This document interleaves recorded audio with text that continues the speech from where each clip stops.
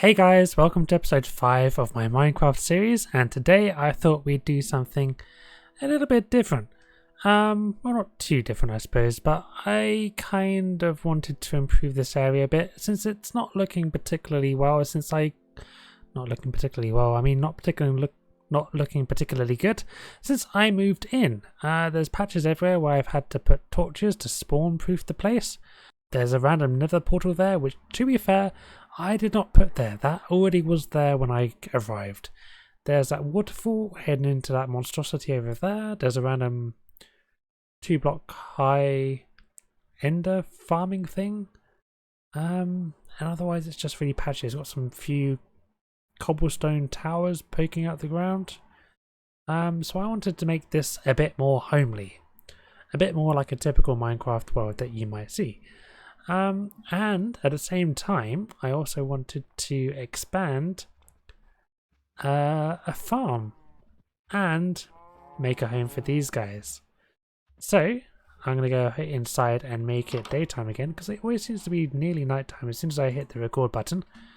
So that might give you a clue as to what plant I'm going. So I'm going to be going wheat because wheat is the best crop in terms of animals, and it's quite easy to make into bread. You don't need to cook it at all like you do potatoes or anything.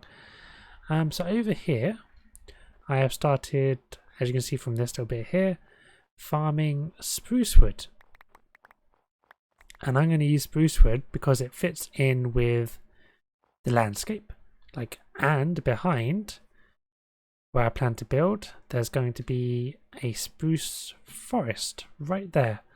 So I'm going to build this right here. There we go. So if you look here, this is the outline of a barn for those cows in that hall over there. And I figured in front of it, and maybe I could extend this quite a way depending on how I feel about the area, is going to be a wheat farm. So I always have somewhere nearby to feed my cows if I need to, and if not, then, well, it just looks like a farm, and farms look quite nice. It'll be a bit weird that it's in snow. As you can see, these torches, they tend to get rid of snow up to 2 blocks away, but no further, and they're all like that.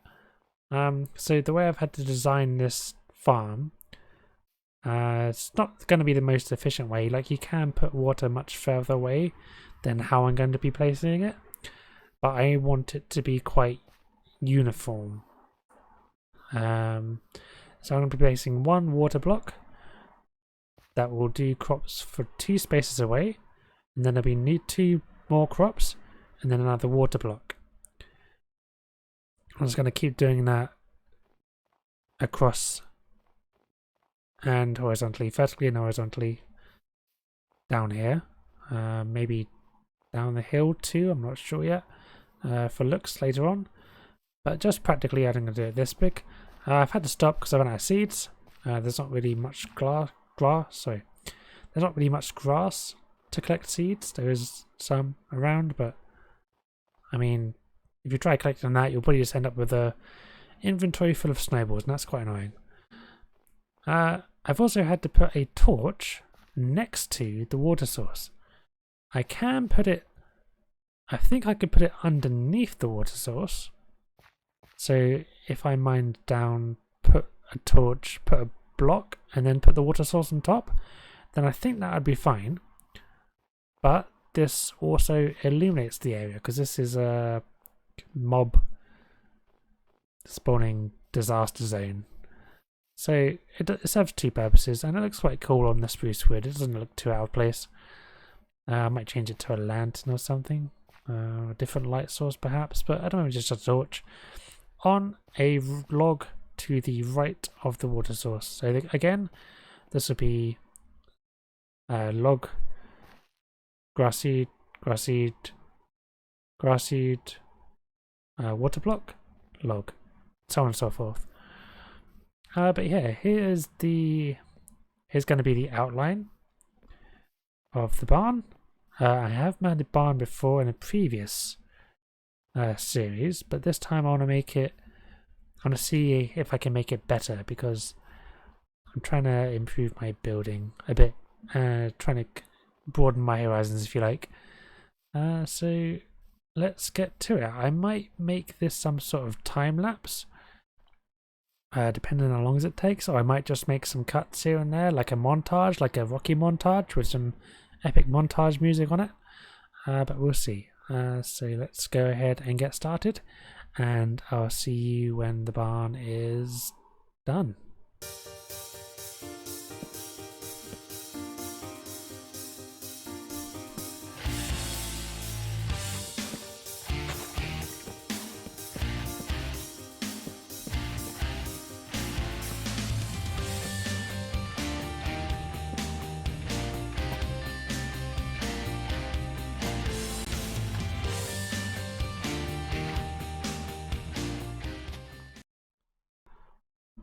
Hello guys, welcome back. So my barn is pretty much completed. It's pretty much exactly how I wanted it to be. As you can see, it's quite an open barn. It looks quite old and sturdy. I've tried to use different wood types for all the different things. I used logs for the roof. I used trapdoors to cover the bottom beam. I didn't want to cover those end bits because they look quite good. I've done the same on the back. I've used stairs to round off the top of these pillars, which is just stripped spruce log. So I've just right clicked with an axe on them. Put fencing all around, put fencing up here as well. Put lanterns here for lighting, obviously, and for looks.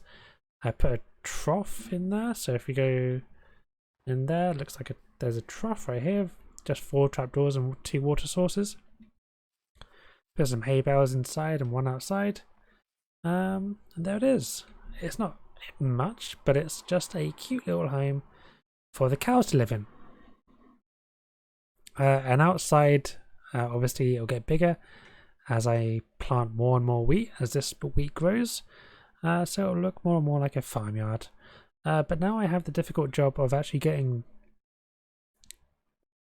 those cows from the hole into this reasonably small place. So let's go ahead and just try and do that.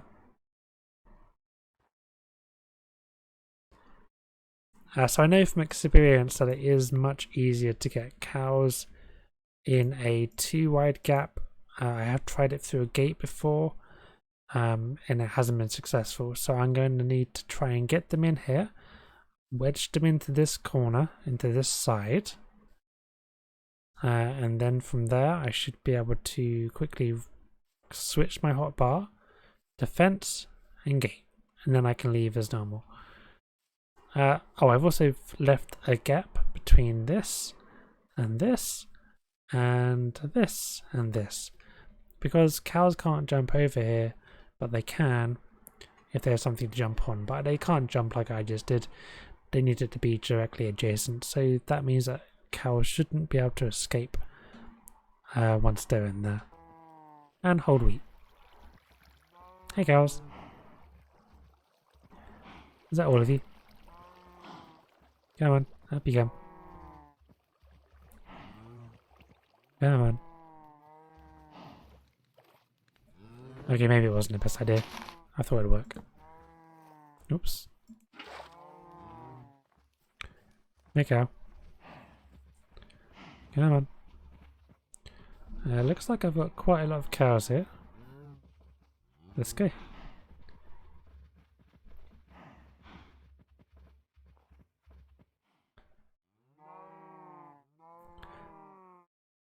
So hopefully the editing me can find some cool cow herding music, but if not, sorry.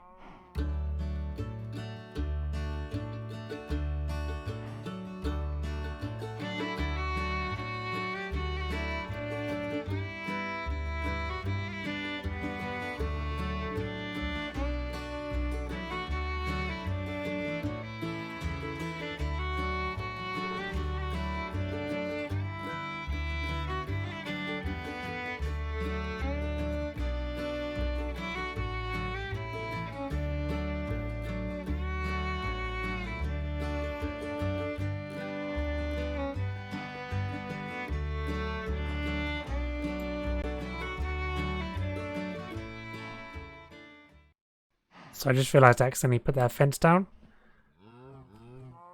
So I'm going to need to quickly double block and put a gate. And hopefully that should keep all the cows inside. One cow did follow me on the outside, but he managed to jump in via this block here. But as you can see, they cannot get out. So I'm going to go and replace these 2 blocks with that fence post that I put down in error. This is one in here. There's one in here. Sweet. Always place the bottom one first. Now there's a gate. Now I can feed them, farm them, etc. as and when I need to. And what was the pattern I was doing with this? It was 1, 2, 3, 4, wasn't it? And then water, and then a spruce log.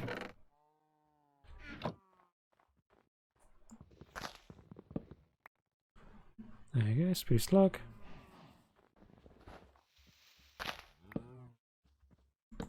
And a torch, like so. And I got 5 extra to plant, so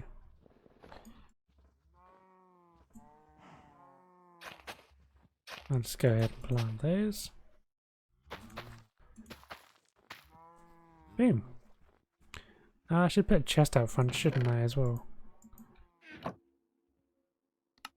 There it is, and that way I can collect the wheat and the leather.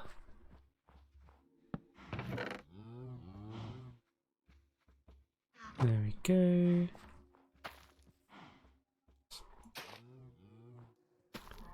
There. So I'm going to be doing that for quite a while to make this place look more like a farm.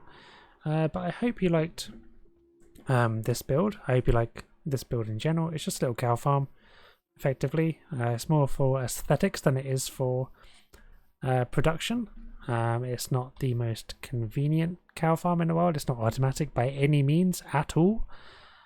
But I think it suits the environment, and it's probably the best barn I've ever made, so I'm happy with it. So that's it for this episode. Please like and subscribe for more, and I'll catch you on the next one. Bye guys.